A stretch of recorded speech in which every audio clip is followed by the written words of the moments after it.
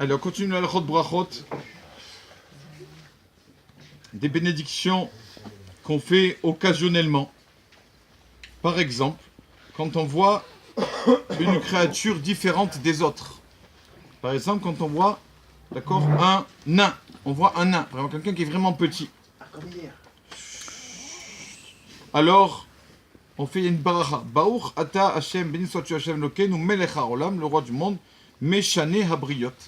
D'accord, qui a différencié les créatures. D'accord.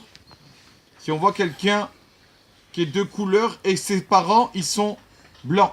D'accord. Et lui, il est de couleur. Donc, c'est quelque chose de inhabituel. Sur ça aussi, on fera la bracha. D'accord. Pareil, c'est quelque chose d'inhabituel. Sa première bracha. Aussi, quand c'est qu'on fait cette bracha, béni sois-tu Hashem, qui a différencié les créatures, quand on voit une bête qui ressemble à un homme, c'est-à-dire l'éléphant et le singe. Quand on voit un éléphant ou un singe, on fait la bracha, béni sois-tu Hashem, melech haolam, meshane aberiot, parce que ces bêtes, elles ressemblent un peu à l'homme. D'accord. On dit pas nous on n'a pas bien sûr cette théorie que l'homme descend du singe, mais quand même ça ressemble, il y a une ressemblance. Connu l'histoire qu'il y avait le Rav Kaminsky dans l'avion, et il était dans l'avion et il y avait ses petits-enfants avec lui, et les petits-enfants, papy, tu veux un café, papy, tu veux de l'eau, papy, tu as besoin de quelque chose, papy, mets la couverture, il fait froid, il y a la clim dans l'avion.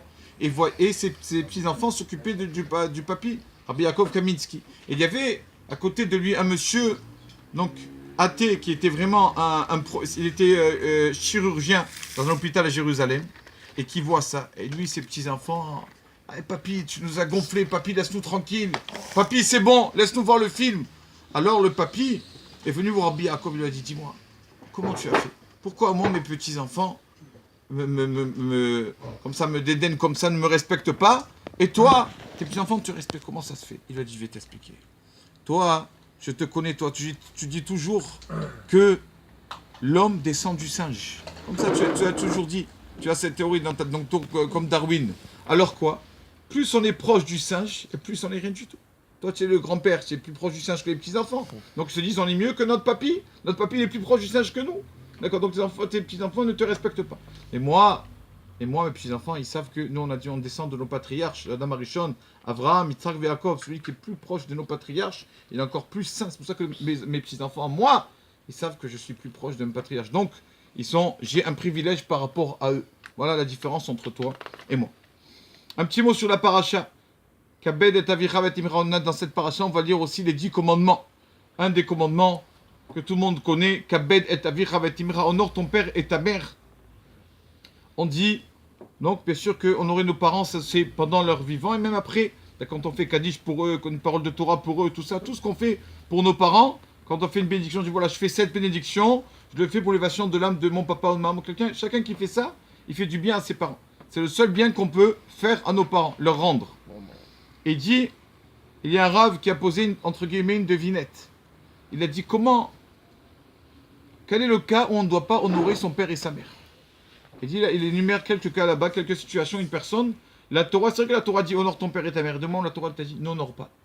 Et il amène, ce rave là-bas, il amène le Ben Ishraï.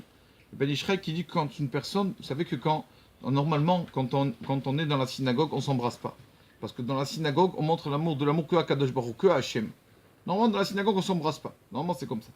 Sauf quand quelqu'un, il descend de la Teva, d'accord? Il descend, il est monté à la Torah. Il va embrasser son rave ou son père ou sa mère, d'accord? Alors, ça va. Il dit le Ben Ishraï, ça va parce qu'il fait kavod à son père. Il embrasse son père dans la Torah. Donc, si c'est son père ou son rave, ça va.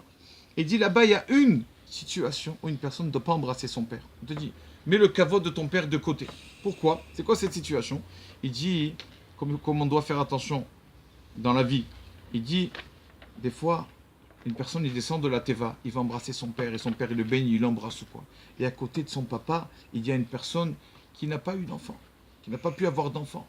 D'accord? Et quand il voit ça, cette personne, tu le passes, tu lui fais du mal. Il est à côté de toi, il dit, regarde celui-là, il embrasse son fils, et moi, j'ai pas d'enfant, j'ai pas eu ça, j'ai pas eu ça. Et donc, tu lui fais de la peine. Et dit, on t'a dit d'honorer ton père et ta mère, oui, c'est vrai.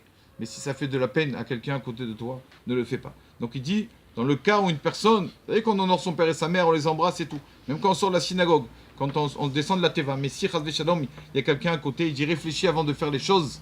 Tu peux, sans le vouloir, c'est involontaire, mais quand même faire du mal. Alors là, la Torah, elle t'a dit, n'embrasse pas ton père pour pas ne faire la peine au voisin de synagogue qui est à la droite de ton père.